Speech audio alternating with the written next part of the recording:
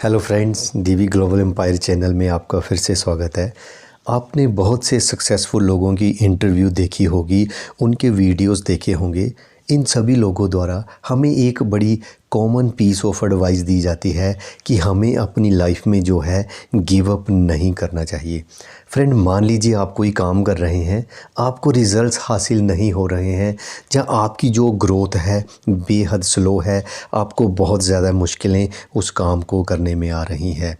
तो क्या वाक़ई में हर सिचुएशन में हमें जो है गिव अप नहीं करना चाहिए? हमें कब गिव अप करना चाहिए और कब जो है हमें उस काम के साथ जुड़े रहना चाहिए, उसको करते रहना चाहिए? ये सारी बातें हम जानेंगे आज के वीडियो में। मेरी आज की जो बुक समरी है, बुक का नाम है grit by mister Martin Meadow. Martin Meadow जो हैं ऑथर के साथ साथ एक बेहद सक्सेसफुल बिजनेसमैन भी हैं। फ्रेंड, मैं अगर ग्रिट की बात करूं तो ग्रिट का मतलब है हमारे अंदर हिम्मत का होना। मुश्किल टाइम के बावजूद भी, चैलेंजेस सेटबैक के बावजूद भी हम किसी काम को करते रहें, दैट इज़ ग्रिट। या फिर आप इसे ऐसा भी बोल सकते हो, ग्रिट का मतलब है परसिस्टेंसी, मुश्किलों के बावजूद भी लगातार काम करते रहना। ग्रिट जो है एक बेहद शानदार क्वालिटी है। अगर हम अपनी लाइफ में विनर बनना चाहते हैं तो हमारे अंदर जो है बाउंस बैक क्वालिटी होनी चाहिए। मुश्किलों के बावजूद भी आगे बढ़ना, पीछे कदम नहीं लेके आना। इसको आप कह सकते हो the ability to keep going despite setback. और इस क्वालिटी को जो है आपके IQ से, आपके करैक्टर से भी ज़्यादा इम्पॉर्टेंट माना जाता है। अब बात आती है ये जानना कि व्हेन टू स्टिक इट और व्हेन टू क्विट इट। कब किसी काम को करते रहना चाहिए और कब हमें उस काम को छोड़ देना चाहिए। तो इसके लिए पहला जो क्वेश्चन आता है वो ये है, अगर आपका माइंडसेट डोंट वेस्ट फिलॉसफी वाला है तो उस केस में आपको गिव अप कर देना चाहिए। फॉर एग्ज़ाम्पल, एक स्टूडेंट पहले साल कॉलेज जा रहा है। उसने पहले साल कॉलेज जाने के बाद सेकंड ईयर में उसको लगा कि मैं अब आगे नहीं पढ़ूंगा, उसका आगे पढ़ने का मन नहीं कर रहा है, उसके अंदर वो मोटिवेशन नहीं है आगे पढ़ने की, अब वो क्विट करना चाहता है। बट उसने देखा कि वो सेकंड ईयर में कॉलेज में ऑलरेडी पैसा खर्च कर चुका है, तो अब उस पैसे के चलते वो जो है अपनी स्टडी को कंटिन्यू कर रहा है। उसको लग रहा है कि अगर मैं नहीं पढ़ूंगा तो मेरा जो पैसा है वो वेस्ट हो जाएगा। अगर आपका इस तरह का माइंडसेट है, अगर आप ऐसा सोचते हो किसी केस में, तो उस केस में आपको गिव अप करना ज़्यादा अच्छा रहेगा। सेकंड सिचुएशन आती है कि हम जो हैं एक्स्ट्रा ऑर्डिनरी रिज़ल्ट की उम्मीद कर रहे हैं, बट हमारे जो एफ़र्ट्स हैं वो उस लेवल के नहीं हैं। हम एक्स्ट्रा ऑर्डिनरी एफ़र्ट्स डालने के इच्छुक नहीं हैं, बट रिज़ल्ट हम एक्स्ट्रा ऑर्डिनरी चाहते हैं। अगर ऐसी सिचुएशन है तो इस केस में भी अगर आप कंटिन्यू करते हो तो वो कहीं ना कहीं वेस्टेज ऑफ टाइम होगा। गिव अप करना ज़्यादा बेटर ऑप्शन है। तीसरा केस आता है कि जब हमारे अंदर पैशन की कमी होती है, हम लैग करते हैं, हमारा अपने गोल के प्रति पैशन ही नहीं होता है। किसी भी चीज़ को फ्रेंड जब हमने अचीव करना होता है तो हमें एक प्रोसेस को फॉलो करना पड़ता है, हमें एक्शन लेना पड़ता है, हमें कुछ एक्टिविटीज़ करना पड़ती हैं। अगर आपका उन एक्टिविटीज़ के प्रति, उस प्रोसेस के प्रति भी पैशन नहीं है और ना ही आपका अपने गोल के प्रति पैशन है, तो इस केस में गिव अप करना ज़्यादा बेटर ऑप्शन है। अब आता है कि हम गिव अप नहीं करना चाहते हैं, हम अपने काम को कंटिन्यू रखना चाहते हैं, हम सफलता चाहते हैं अपने प्रोजेक्ट में।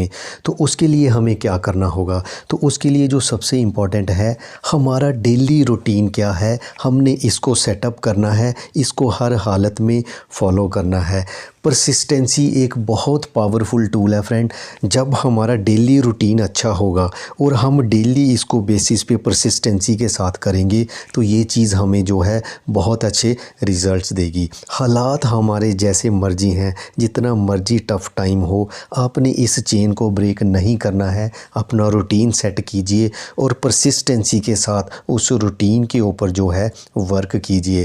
कहते हैं स्मॉल एक्शन जब आप लंबे समय तक लेते हो तो वही स्मॉल एक्शन जो हैं ग्रेट रिज़ल्ट प्रोड्यूस करते हैं। हम जब कोई काम करते हैं तो इतना श्योर है कि चैलेंजेस हर काम में आते हैं, तो अगर हमारे काम में भी चैलेंजेस हैं तो उसके लिए हमारा मेंटली टफ़ होना बेहद ज़रूरी है, हमारा मेंटली स्ट्रॉन्ग होना बेहद ज़रूरी है। आपने देखा होगा कुछ लोग जो हैं बड़ी छोटी सी प्रॉब्लम आने पर भी बहुत ज़्यादा डर जाते हैं, घबरा जाते हैं, और कुछ लोग जो हैं बड़ी से बड़ी प्रॉब्लम में भी वो मेंटली इतने स्ट्रॉन्ग होते हैं कि वो जल्दी घबराते नहीं हैं। तो अभी हम जानेंगे कि मेंटली स्ट्रॉन्ग कैसे बने। इसके लिए 5 एक्सरसाइज हमें ऑथर जो है रिकमेंड कर रहे हैं। अगर हम इसको फॉलो करते हैं तो हम भी मेंटली जो है स्ट्रॉन्ग बन सकते हैं। नंबर 1 पे आती है कोल्ड एक्सपोज़र, ठंडे पानी से नहाना, शावर बाथ या आइस बाथ या ठंडे पानी में स्विमिंग करना। सेकंड आता है physical activity like weight lifting, running, swimming या एक्सरसाइज करना। तीसरा आता है फास्टिंग। फास्टिंग का मतलब है, मान लीजिए आपने शाम को 6 बजे खाना खाया, अगले दिन 12 बजे जाके खाना खाना, या फिर अगले दिन 6 बजे खाना खाना, मतलब कुछ घंटों के लिए पेट को खाली रखना, कुछ भी नहीं खाना। इस तरीके से आप फास्टिंग भी रख सकते हो। दैन फोर्थ एक्टिविटी है मेडिटेशन। मेडिटेशन भी जो है हमें मेंटली बहुत अच्छे वे में स्ट्रॉन्ग बनाती है। और पांचवा आता है, हमने वो चीज़ें करनी है जिनको करने से हमें डर लगता है।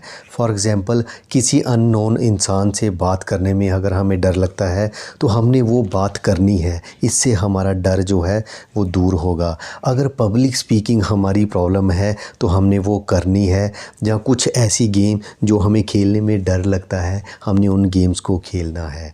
यहाँ भी फ्रेंड बस एक ध्यान रखना है, कोई भी एक्टिविटी करनी है उसको सही ढंग से करना है। गलत तरीके से करेंगे तो बेनिफिट की जगह हमें प्रॉब्लम भी हो सकती है। सो बी केयरफुल। ऑथर कहते हैं ये एक मिथ बनी हुई है कि आप लंबे समय तक जब बहुत ज़्यादा हार्ड वर्क करोगे तभी आपको सफलता मिलेगी।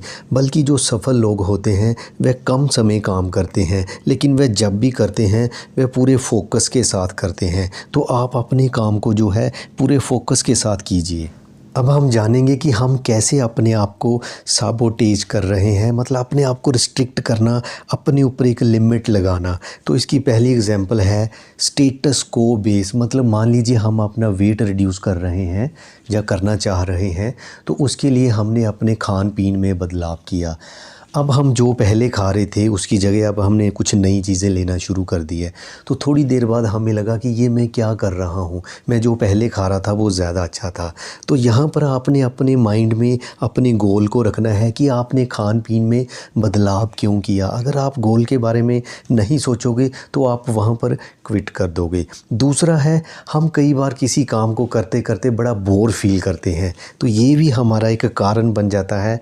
हमें लगता है कि मैं इस काम को क्विट कर दूंगा। तीसरा, कई बार हम अपने आप को बड़ा कम मांगते हैं, फीलिंग अनवर्थी। हमें लगता है यार मैं ज़्यादा इंटेलिजेंट नहीं हूँ, ये मेरे बस की बात नहीं है, ये यहाँ पर मैं सफलता के लिए डिज़र्व नहीं करता। या फिर कई बार हमारे मन का सेल्फ क्रिएट किया हुआ डर होता है जो हमें आगे बढ़ने से रोकता है। फाइनली आता है कि मान लीजिए आप स्ट्रगल कर रहे हैं, आपने अभी तक अपने गोल्स को अचीव नहीं किया है, तो आप एक बात श्योर कीजिए कि आपको बदलाव लाना होगा।